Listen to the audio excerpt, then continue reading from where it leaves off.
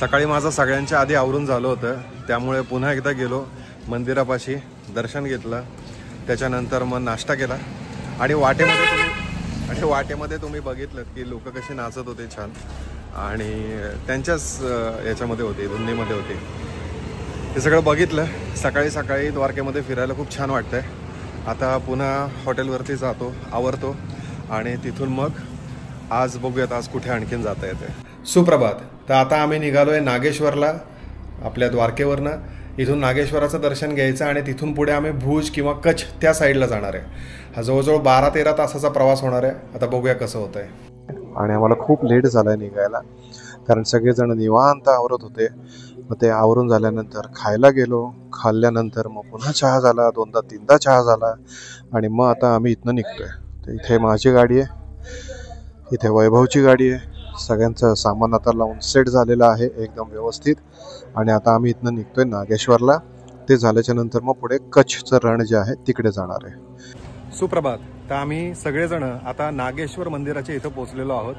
भारतामधले जे 12 ज्योतिर्लिंग आहेत त्याच्यामधलं एक हे नागेश्वराचं मंदिर म्हणलं जातं.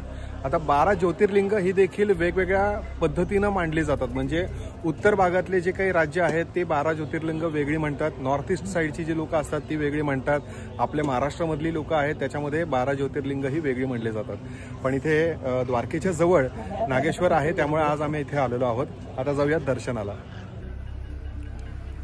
तर इथून आपण नागेश्वर महादेवाच्या मंदिराच्या आतमध्ये प्रवेश करतो.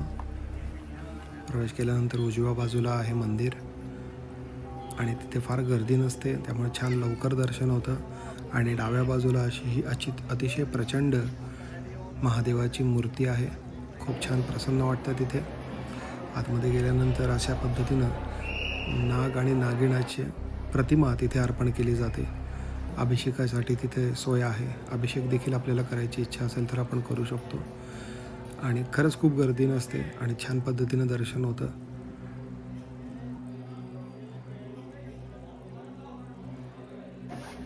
नागेश्वर मंदिराच्या शेजारीच इथे एक सुंदर शनी महाराजांचं मंदिर आहे, त्याचं पण आपण दर्शन घेऊयात.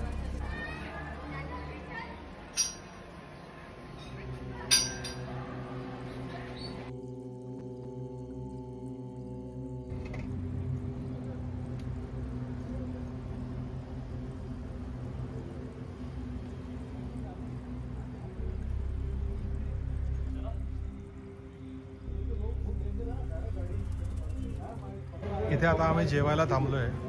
हे जामनगरच्या जवळचं हॉटेल आहे. इथे आता आम्ही जेवण करणार. ऊन भयंकर आहे बाहेर, थंडीचा नामोनिशाण नाही आहे. आपल्या पुण्यामधली थंडी जास्त चांगली आहे, त्या मानाने इथं थंडी काहीच नाही.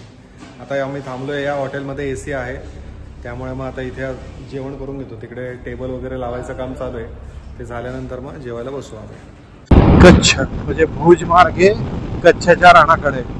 पण तिथे एक दोलाबिया का काहीतरी नावाचं गाव आहे, जिथे खूप मोठं असं मीठ असलेलं वाळवंट का काहीतरी आहे, तर ते बघायचं आहे. तो रस्ता पण खूप सुंदर आहे डोलाबियाचा, रोड टू हेवन का असं काहीतरी म्हटलं जातं त्याला. दर्शन वगैरे सगळे छान झालेत आमचे. आता थोडंसं अजून स्ट्रेच करतोय आणि गुजरात आणि पाकिस्तान यांच्यामधली बॉर्डर, म्हणजे भारत पाकिस्तान मधली जी बॉर्डर आहे त्याच्या जवळ जाण्याचा प्रयत्न करतोय आम्ही. कुठपर्यंत जवळ जाता येते ते बघूयात. हा एक थोडासा वेगळा व्हिडिओचा अँगल घेतलेला आहे की ज्याच्यामध्ये आमचे सगळे बायकर्स कसे सोबत येत आहेत ते आपण बघू शकतो. आणि प्रत्येक माणसामध्ये, प्रत्येक बायकरमध्ये ना तेवढाच उत्साह सकाळी जेवढा होता तेवढा संध्याकाळपर्यंत बघायला मिळतो. BRO पुणेची खासियत आहे असं आपण म्हणू शकतो. संध्याकाळपर्यंत प्रत्येक माणसामध्ये तेवढाच सळसळता उत्साह होता. त्यामुळं मग कारण एक ग्रुप देखील खूप छान असेल ना असा व्हायब्रंट, तर मग फिरायला त्यांच्यासोबत देखील मजा येते.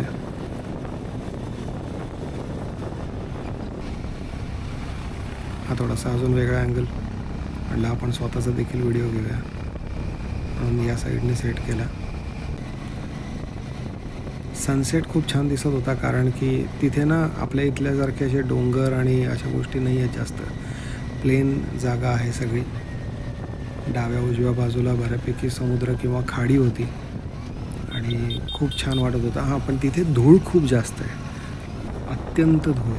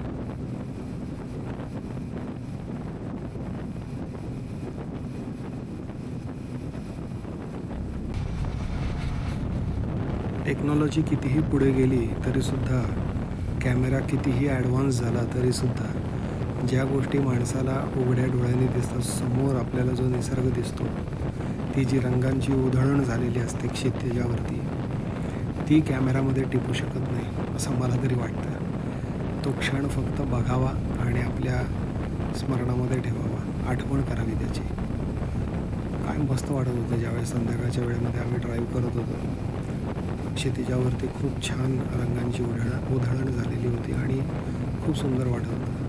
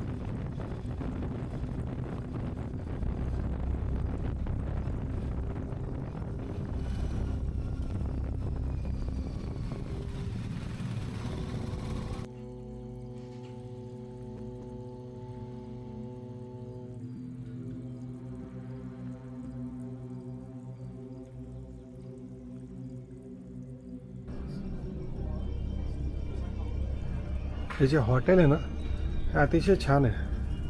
त्याच्या रूम पण एकदम मस्त आहेत, दरवाजे एकदम जुन्या पद्धतीचे आहेत आणि समोर हा असा बेड आहे आणि हे असं वरती आहे आणि छान आहे एकदम. अशी गोल आहे रूम, कॉटेज टाईपमध्ये. आणि इथे मात्र थंडी आहे बरं का. अशा तऱ्हेने आमचा हा 4था दिवस संपला गुजरातच्या ट्रिपचा. आजच्या 4थ्या दिवशी आम्ही काय केलं, आम्ही द्वारकेवरनं नागेश्वरला गेलो, तिथे दर्शन घेतलं. सकाळी उठल्या उठल्या मी पहिल्यांदा द्वारकाधीशाचं पुन्हा एकदा दर्शन घेतलं. तिथे ते लोक देव घेऊन असं सगळे छान नाचत होते, त्याच्यामध्ये नाचलो वगैरे, नाश्ता केला. त्यानंतर हॉटेलवरती गेलो. त्यानंतर मग आम्ही सगळेजण पुन्हा चहा प्यालो 2दा वगैरे.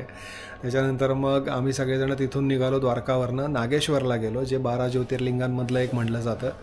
नागेश्वराचं दर्शन घेऊन झाल्याच्या नंतर मग आम्ही तिथून निघालो आणि बराच वेळ ड्राईव्ह करत होतो. म्हणजे आम्हाला असं वाटतं दुपारपासून मी ड्राईव्ह करत होतो. आता जवळजवळ किती वाजलेत आत्ता, 1 मिनटं, आता झालेत 9:40 रात्रीचे.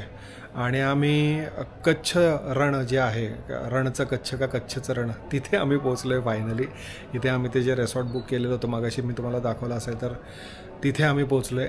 आणि आता मात्र आम्ही जेवणार आणि झोपणार. साधारणतः आमची ही जी ट्रिप आहे पुण्यापासनं म्हणजे दगडूशेठपासनं सुरुवात केली होती. साधारणतः 1550 किलोमीटर आत्तापर्यंत झालेत. उद्या सकाळी जाणारे डोलाविरा इथे, जिथे रोड टू हेवन म्हटलं जातं, तो खूपच सुंदर भाग आहे, बघण्यासारखा भाग आहे. तिथे जाणार आहे आणि त्याच्यानंतर मग पुण्याकडे यायला सुरुवात करणार आहे. अशा पद्धतीने एकंदरीत प्लॅनिंग आहे. तर एकंदरीत हा चौथा दिवस आजचा संपला.